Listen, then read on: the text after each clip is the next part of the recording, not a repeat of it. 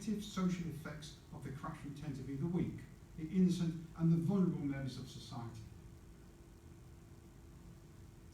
They suffer the most. Those who practice such irregularities have no conscience and feel nothing but a desire to fill their pockets even more. And of course, corruption can appear in different forms within all types of organisations. You have grand corruption. It's defined as corruption that is practiced by heads of state, ministers, and other senior government officials. They normally reserve this practice for the favoured few, business people, politicians, or even organised criminal elements.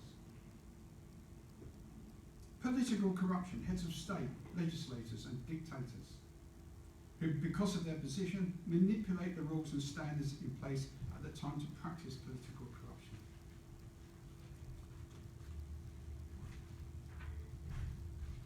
And of course you've got corporate corruption.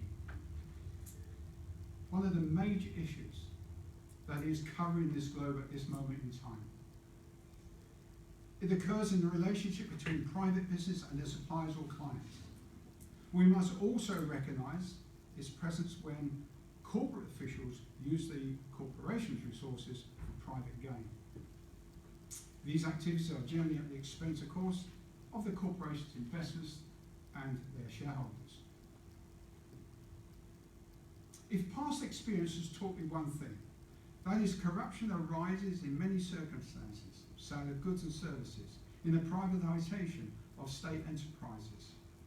Firms or individuals seeking to sell to the government may have many and various reasons for wanting to pay governmental officials under the table. I have known and investigated